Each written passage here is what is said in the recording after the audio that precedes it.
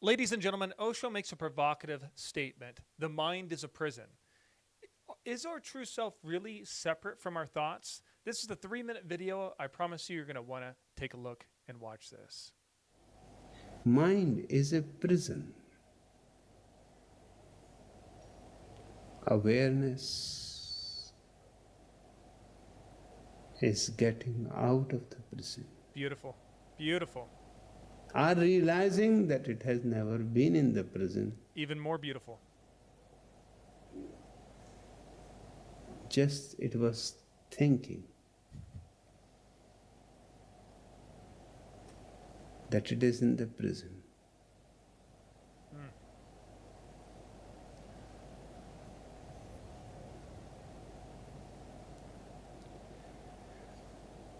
All fears disappear. I am also living in the same world.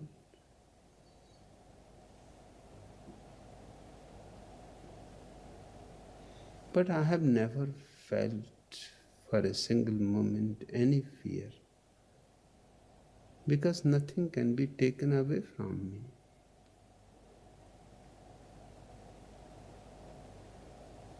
I can be killed, but I will be seeing it happening. So, what is being killed is not me, is not my awareness.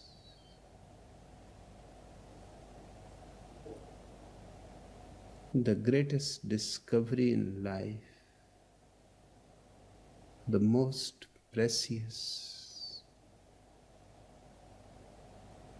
treasure, is of awareness.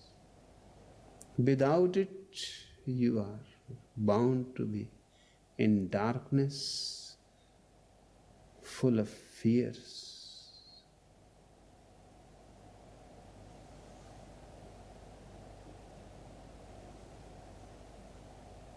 And you will go on creating new fears. There is no end to it. You will live in fear, you will die in fear. And you will never be able to taste something of freedom. And it was all the time your potential. Mm. Any moment you could have claimed it, but you never claimed it. It's absolutely true. Fear does cut us off from any possible potential in ourselves. And the last video I did on Osho, I talked about how we just have this unrelenting, untapped potential. But I want to go back to the mind as a prison. You know, the older I get, the more I thought it was schizophrenic to think that I was separate from my mind. And the more you study Osho, the more he obviously clearly states this, that the mind is it's not you. It's a completely separate entity from you. Awareness is more of who you are. And I think this disassociation from our own thoughts is vitally important for our mental health. Because somehow, some way in modern society, we believe that everything that we think should have some merit, should have some profound need to that we need to believe. The mind I see is more of a machine, or like the Buddhists say that the mind's like passing clouds. You're more of the blue horizon, the blue landscape, but we focus in on a certain cloud and we build it out of we blow it up out of proportion.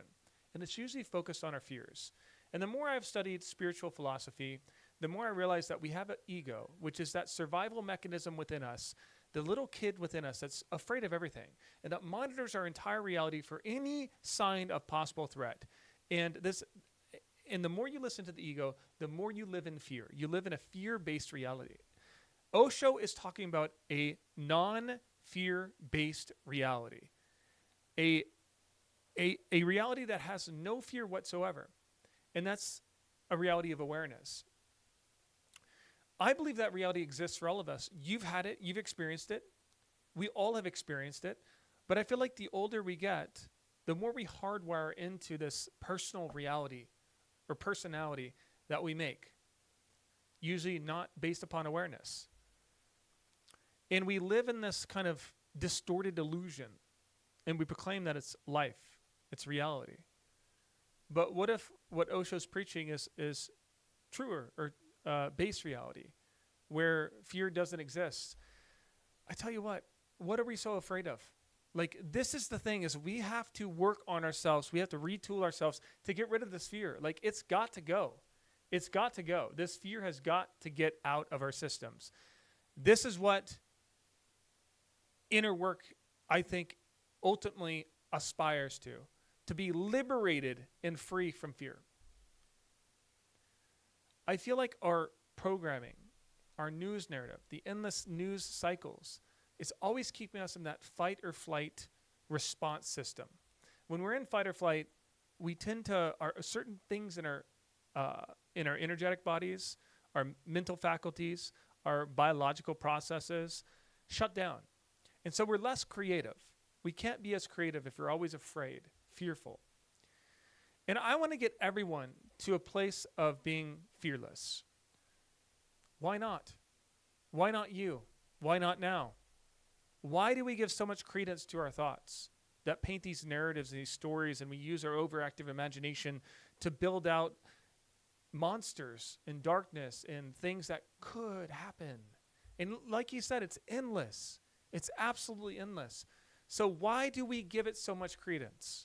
And what if we just decided that we're not going to listen to that voice or those narratives any longer?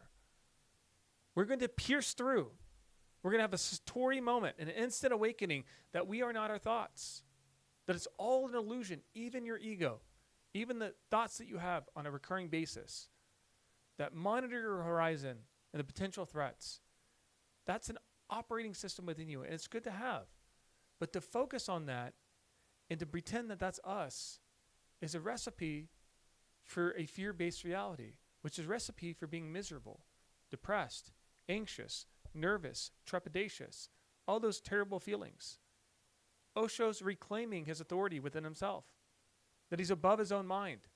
He's above his own ego. He has total dominion over himself. That's what we should all aspire to. This is why I love the spiritual process. Anyone who lives in that realm of life has so much to offer life. So suffering at its core is a self-fulfillment. We are orchestrating our own suffering. We attach meaning to all the things that happen to us, rather than just letting it go and not building a whole life around it, a whole narrative. Listen, the brain, the mind, it doesn't help out. Trauma does exist, and something happens to the mind when you go through traumatic events. It sticks to us. But you don't have to allow it to stick that critically anymore. The more you do the inner surgery, the inner engineering, to remove yourself from that traumatic experience, to detach from it completely, to not have it mean so much, is the moment that you start growing. And it doesn't have the same grip on you as it once did before. Usually time helps with this. But sometimes these things last forever. They live within us because we fuel them. And so, this is no medical advice, it's just my opinion. Educational, entertainment purposes only, but perhaps we can just make light of what happened to us. To just laugh it off. Give it no meaning. Give it no territory in our mental space. I wonder what might happen if you freed yourself from that experience. It happened in the past, but it lives with you today. Can we not let it go fully and completely?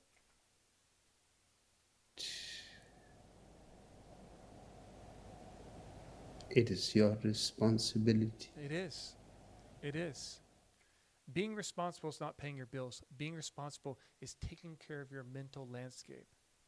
I'm not saying it's easy. Man, I've been through darkness. I've been down in the gutter and it felt never ending. I've been through very tough times. And I can go back there and I can think about it and I get depressed and anxious and all this stuff. But why? No. No. We need to just let go of the illusion. The Course in Miracles says that love is the only thing that actually exists. Everything else is illusion. And I fully feel that to be true. That darkness itself is not real. It's the light that's real. Darkness is a figment of our imagination. It's destructive. It's chaotic. But we can be above it, just like our minds. I hope this video helped you out. I love this stuff.